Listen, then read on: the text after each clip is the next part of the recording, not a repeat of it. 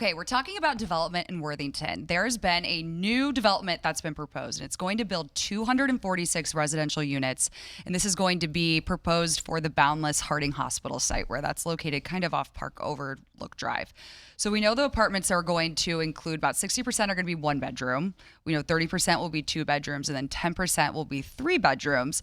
But there's an element of workforce housing a part of this project as well, which I really wanted to dive into, and we're speaking to the city of Worthington. So joining us right now, we have Aubrey Hale. You are the communications director at the city of Worthington. I am. Thanks for coming on. Thanks for having me. Okay, so when we're talking about this, I mean, this is a big unit we're talking about, this redevelopment. What are you guys seeing within the city when it comes to having more housing options for families in Worthington? So we are seeing that there are people who are moving into Worthington. However, we know that additional demand exists. So in 2023, City Council had directed staff to start working with a consultant. And they started on a housing study. And what that housing study ultimately found is there is additional demand for housing. And they started a conversation around, housing in the region, which isn't just something Worthington's talking about. It's also a conversation in the Central Ohio region.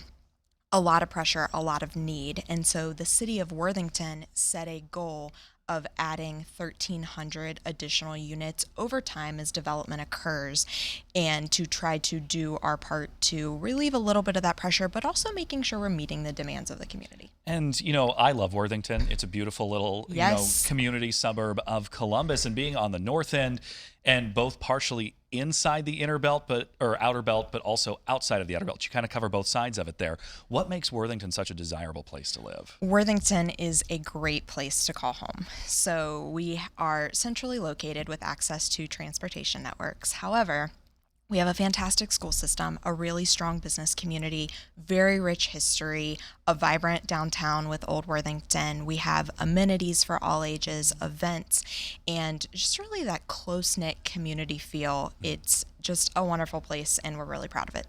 I remember when I moved back to Columbus, I wanted to get a place in Worthington, but I couldn't find anything that was meeting my needs and my husband's, which made me a little, heartbroken because I love Worthington. But talk to us about, besides having more mixed use options for families, what other limitations would you say the city of Worthington's facing when it comes to providing more housing? So we talked a little bit about the additional need, but we know that prices are rising.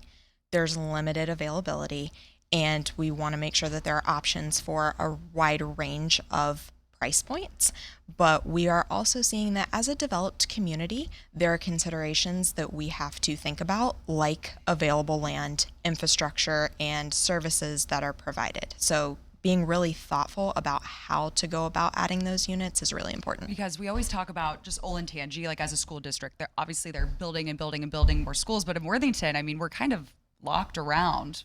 Available land is definitely a factor. It's just that. That's just the two high schools and everything in between. Yeah, and I mean, all of these, some of these suburbs are dealing with that. I mean, Whitehall, Grandview Heights, UA, everybody's kind of in that. We have nowhere else to go. Right. So we have to deal with what we have. Yes. What are some of the options when it comes to housing types is the city considering? So looking at not just single family, but multifamily, and looking at the wide range of tools that might be available in the future. So whether that's accessory dwelling units or looking at those, 1, 2, 3, 4 bedroom, whatever that may look like.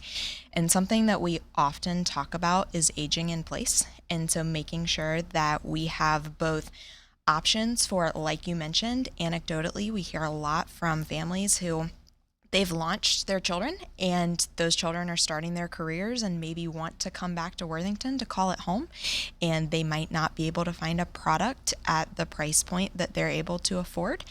But on the other end, we want to make sure that we grow alongside those who live in Worthington, and as they age, their needs and their desires may change, so that there's a product for them to be able to move to as well and still be able to serve that need. And when we talk about workforce housing, a part of this project, 74 units will be about 80% AMI for the mix of 1, 2, and 3 bedrooms scattered across the development for a minimum of 10 years.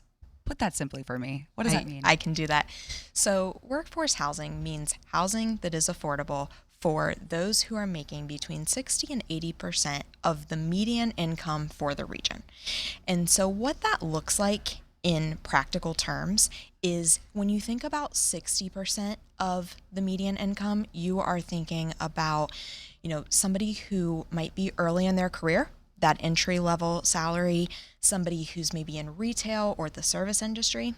And when you look at 80%, you are thinking about someone who is in a different service industry, public service, education, healthcare, and we want to make sure that there are options for them to afford because they are very much a part of a vibrant and safe community.